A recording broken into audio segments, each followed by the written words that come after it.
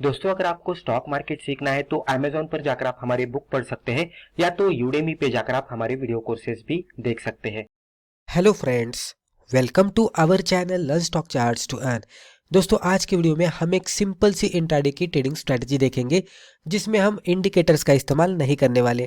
हम खाली price action देखेंगे, रेंज का आइडेंटिफिकेशन करेंगे, कैंडलस्टिक का पैटर्न देखेंगे और ब्रेकआउट पे ट्रेड करने की कोशिश करेंगे। बहुत ही बढ़िया तरीके से वर्कआउट होता है। यहाँ पे हम रेंज किस तरह से आइडेंटिफाई करना है वो देखेंगे और फिर एक मोमेंटम के साथ ट्रेड का आइडेंटिफिकेशन किस तरह से करना चाहिए वो भी देखेंगे। अगर आप बिगिनर लेवल के ट्रेडर से और कोई सिंपल सी इंट्राडे ट्रेडिंग के सर्च में कि जहां पे इंडिकेटर का इस्तेमाल नहीं करना है तो ये वीडियो पूरा देख लीजिएगा। इसके जरिए एक आपको अच्छी खासी स्ट्रेटजी सीखने को मिलेगी। तो ये ट्रेडिंग स्ट्रेटजी सीखने से पहले हम ये देखेंगे कि ये पर्टिकुलर ट्रेडिंग स्ट्रेटजी के साथ ट्रेड करने के लिए हमें किन किन चीजों की जरूरत है। तो टाइम फ्रेम हम यहाँ पे 5 मिनट का कैंडलस्टिक चार्ट इस्तेमाल करने वाले हैं। उसके बाद इंडिकेटर्स हम यहाँ पे कोई भी इंडिकेटर इस्तेमाल नहीं करेंगे, तो नो इंडिकेटर।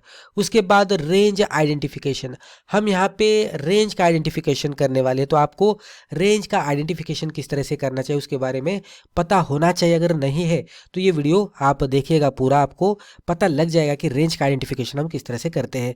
कैंडलस्टिक पैटर्न, जो कैंडलस्टिक के पैटर्न्स रहते हैं, बुलिश पैटर्न्स, बियरिश पैटर्न्स, तो उसके बारे में भी इंफॉर्मेशन होनी चाहिए। और मार्केट, तो हम यहाँ पे लिक्विड स्टॉक्स में ट्रेड करेंगे कि जहाँ पे हाई वॉल्यूम होना चाहिए, हम इलिक्विड स्टॉक्स को टोटली अवॉइड करेंगे। रेंज ब्रेकआउट स्ट्रेटेजी, अभी रेंज ब्रेकआउट स्ट्रेटेजी क्या है वो सीखते हैं। बहुत ही सिंपल सी स्ट्रेटेजी है, लेकिन इसका एग्जीक्यूशन किस तरह से करना है वो भी समझना बहुत ही इंपॉर्टेंट होता है। तो यहाँ पे हम क्या करने वाले हैं, 5 मिनट का कैंडलस्टिक चार्ट है, तो पहले 5 मिनट के कैंडलस्टिक चार्ट को प्रिपेयर होने देना है। जैसे ही ये 5 मिनट का कैंडलस्टिक चार्ट प्रिपेयर होगा तो हमें इसके हाई और लो मार्कआउट करने हैं।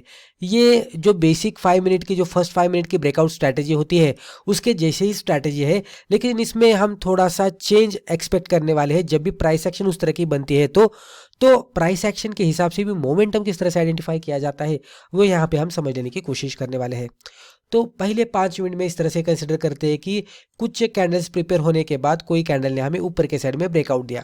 अभी ब्रेकआउट देने के बाद क्या होता है कि स्टॉक ऊपर जाता है लेकिन ज़्यादा सस्टेन नहीं हो पाता, इस तरह से अटक जाता है। और एक स्टॉक की रेजिस्टेंस की लेवल होती है कि जहाँ पे स्टॉक हमें दिखता है कि अटक रहा है, इसका एरिया ऑफ रेजिस्टेंस इस तरह से रहता है। और कुछ समय बिताने के बाद स्टॉक फिर से ये रेंज के अंदर आता है। अभी यहाँ पे क्या हो रहा है, मान लीजिए आपने ये ट्रेड लिया हुआ होता, तो अगर आपका टारगेट आया तो ठीक बात है, लेकिन नहीं आया तो यहाँ पे आपका स्टॉप लॉस हिट हो चुका होता।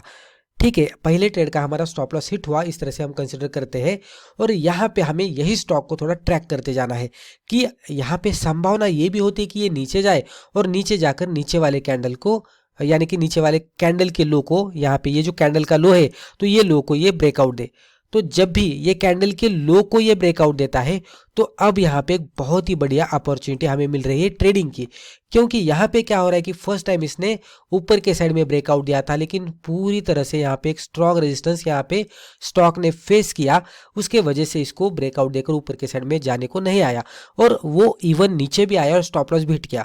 तो जब भी स्टॉप लॉस हिट आपका होता है तो आपके साथ जो भी अदर ट्रेडर्स होते हैं कि जिन्होंने इस तरह से बाय किया हुआ होता है तो उनके भी स्टॉप लॉसेस हिट होते हैं और वो एग्जिट करते हैं। एग्जिट करते हैं यानी क्या करते हैं, वो सेल करते हैं। तो सेल करते हैं यानी कि क्या हो रहा है कि सेलर यहाँ पे एक्टिवेट हो रहे हैं, उसी के साथ यहाँ पे नए फ्रेश सेलर, एक बार ये इसके अंदर आ गया स्टॉक तो नए सेलर्स यहाँ पे एक्टिवेट होते हैं। और जैसे ये नीचे आकर इसको ब्रेक डाउन देता है तो फिर से नए सेलर्स यहाँ पे एक्टिवेट होते हैं। तो यहाँ पे पूरी तरह से बाइंग प्रेशर कम होता है, सेलिंग प्रेशर पूरी तरह से बढ़ जाता है और इसके बाद इसमें बहुत ही तगड़ा मोमेंटम आने की संभावना होती है।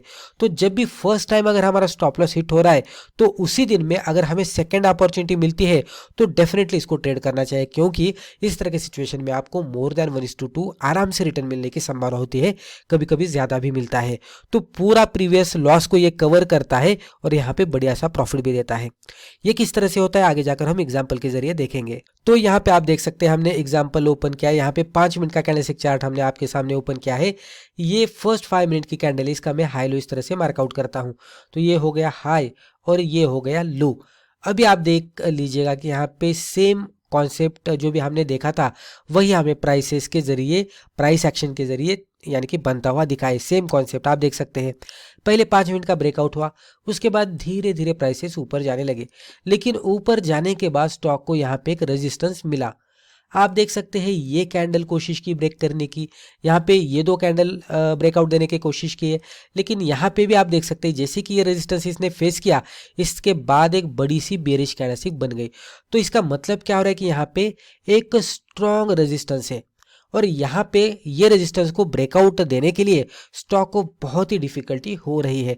इसमें ये लेवल पे जाने के बाद इमीडिएट बेसिस पे गिरावट आ रही है, इसका मतलब यहाँ पे सेलिंग प्रेशर बढ़ रहा है। तो सेलिंग प्रेशर बढ़ रहा है तो इसका मतलब क्या हो रहा है कि बाइंग प्रेशर यहाँ पे कम हो रहा है, राइट। तो जब भी सेलर्स एक्टिव होते हैं, बायर्स कम होते हैं, तो फर्दर गिरावट आने की संभावना होती है। ये फर्स्ट पॉइंट यहाँ पे हमें मिल गया। उसके बाद देखेंगे तो ये जो पहले 5 मिनट का कैंडल का हमने हाई लो मार्कआउट किया था, उसके अंदर ये कैंडल आती हुई दिखी, लेकिन ये कैंडल खाली अंदर आई है क्या? आप देख सकते हैं कि ये कैंडल इतनी बड़ी थी कि 5 मिनट के रेंज के ऊपर ओपन हुई, फिर पूरी तरह से 5 मिनट के अंदर इसने बॉडी का प्रिपरेशन किया और इसकी क्लोजिंग देखेंगे तो 5 मिनट के कैंडल के नीचे जाकर हुई। जब भी इस तरह की कैंडल मिलती है तो इसका मतलब क्या हो रहा है कि इसमें सेलर्स बहुत ज़्यादा एक्टिव हो गए हैं, बायर्स पूरी तरह से यहाँ से निकलने की कोशिश कर रहे हैं और इसके बाद एक तगड़ा फॉल आ सकता है। इस तरह की सिचुएशन आपको जब भी देखने को मिलेगी तो आपको अभी तैयार रहना है सेल का ट्रेड एक्टिवेट करने के लिए। हमारा सेल का ट्रेड कब एक्टिवेट होगा? तो ये कैंडल के लो के नीचे जैसे स्टॉक ट्रेड करने लगेगा, हम हमारा सेल का ट्रेड यहाँ पे एग्जीक्यूट करेंगे। हमारा स्टॉप लॉस यहाँ पे अभी फर्स्ट ये जो कैंडल है ब्रेकआउट वाली, इसके हाई के ऊपर लगाएंगे तो बहुत ही दूर हो रहा है। तो इनिशियल बेसिस पे हम क्या करेंगे, थोड़ा सा ये जो ऊपर वाला रेजिस्टेंस है, अभी नीचे कैंडल्स आए हैं तो ये रेजिस्टेंस वर्कआउट करेगा, राइट। अभी नीचे से ये ऊपर जा रहा है उसके वजह से, तो हम क्या करेंगे, ये रेजिस्टेंस के थोड़ा सा ऊपर बफर लगाकर हम यहाँ पे स्टॉप लॉस लगाएंगे। तो यहाँ पे ज़्यादा दूर भी स्टॉप लॉस नहीं होगा और अगर नीचे हमारी डायरेक्शन में जाते हैं तो रिस्क रिवॉर्ड भी मिलेगा। तो लॉस होता है तो अकॉर्डिंग हमारे जो भी एनालिसिस है, हमारी स्टडी है, उसके हिसाब से ही होगा, लेकिन प्रॉफिट मिलेगा तो बहुत ही बढ़िया मिलेगा। और उसके बाद देख सकते हैं 1 वे डायरेक्शन में स्टॉक में मूवमेंट आई और स्टॉक बहुत सारा नीचे जाता हुआ दिखा। इनिशियल लेवल पे अगर हम देखते कि अगर स्टॉप लॉस हिट हो चुका होता तो कितना लॉस बनता और टारगेट निचले साइड में जो आया है वो कहाँ तक आया है, तो उसके हिसाब से हम समझ लेने की कोशिश करते हैं कि कितना लॉस जाता और कितना प्रॉफिट मिलता। तो पहले हिसाब से बाय का सिग्नल यहाँ पे मिला तो हमारी एंट्री बनती 1400 के आसपास, स्टॉप लॉस हमारा होता यहाँ पे 1395 के आसपास, राइट। तो 5 रुपीज़ का स्टॉप लॉस हमें यहाँ पे दिख रहा है। अगर मान लीजिए हमें 1:2 का रिस्क रिवॉर्ड नहीं मिलता और नीचे आकर स्टॉप लॉस हिट होता तो पर शेयर आपको 5 रुपये का लॉस यहाँ पे दिख रहा है। सेकेंड ट्रेड में जैसे हमने यहाँ पे एंट्री की तो हमारी एंट्री बनती 1380 के आसपास, स्टॉप लॉस हमारे यहाँ पे ऊपर के साइड में 1390 के आसपास दिख रहा है।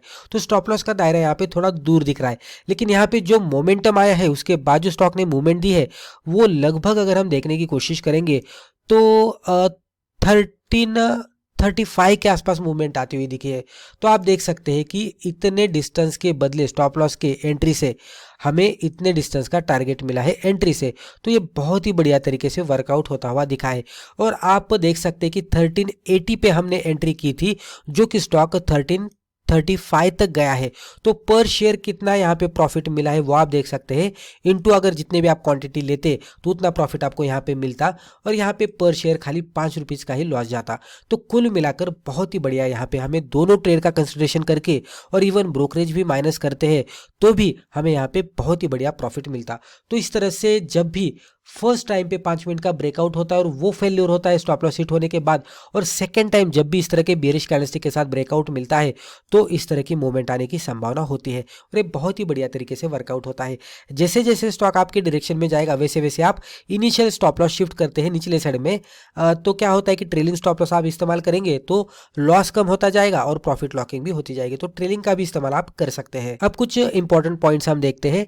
अगर आपको इंट्राडे में ट्रेडिंग करनी है तो ओवर ट्रेडिंग नहीं करनी चाहिए, तो नो ओवर ट्रेडिंग, खाली 2 से 3 ट्रेड आप ले सकते हैं। वेट फॉर रेंज प्रिपरेशन, जब भी रेंज बन रही है तो रेंज के प्रिपरेशन का वेट करना है, जल्दबाजी नहीं करनी है। रनिंग कैंडल पे पोजीशन नहीं बनानी है, कैंडल के क्लोजिंग के बाद ही पोजीशन बनानी है। तो वेट फॉर क्लोजिंग ब्रेकआउट, और जो भी ब्रेकआउट हम देख रहे हैं तो वो भी क्लोजिंग बेसिस पे ही होना चाहिए। फॉलो रिस्क रिवॉर्ड, अगर लॉस हो रहा है तो 1 रुपीज़ का होना चाहिए, तो प्रॉफिट मिल रहा है तो 2 रुपीज़ का मिलना चाहिए, तो एटलीस्ट 1:2 का रिस्क रिवॉर्ड मिलना चाहिए। फॉलो स्टॉप लॉस, अगर स्टॉप लॉस हिट होता है तो एक्सेप्ट करके एग्जिट करना चाहिए और अगली अपॉर्चुनिटी का इंतजार करना चाहिए, लेकिन ओवर ट्रेडिंग नहीं करनी चाहिए। And most important is do paper trading first. जब भी हम कोई भी नई ट्रेडिंग स्ट्रैटेजी सीखते हैं तो हमें उसके बारे में ज़्यादा पता नहीं होता, तो बैक टेस्टिंग करेंगे तो थोड़ा बेहतर होता है। जब भी हम शुरू करते हैं तो पेपर ट्रेडिंग से शुरू करना चाहिए। जब भी सक्सेसफुल लगती है स्ट्रैटेजी, तो जब भी हम ट्रेडिंग शुरू करेंगे तो पहले कम क्वांटिटी के साथ, और जैसे जैसे एक्सपीरियंस बढ़ेगा, कॉन्फिडेंस आएगा, रिजल्ट सक्सेसफुल मिलेगा, तो हम धीरे धीरे क्वांटिटी बढ़ाकर भी ट्रेड कर सकते हैं। तो दोस्तों, मुझे लगता है रिस्पेक्टिव वीडियो में हमने जो भी डिस्कस किया इससे आपको ज़रूर फायदा हुआ होगा। Thank you.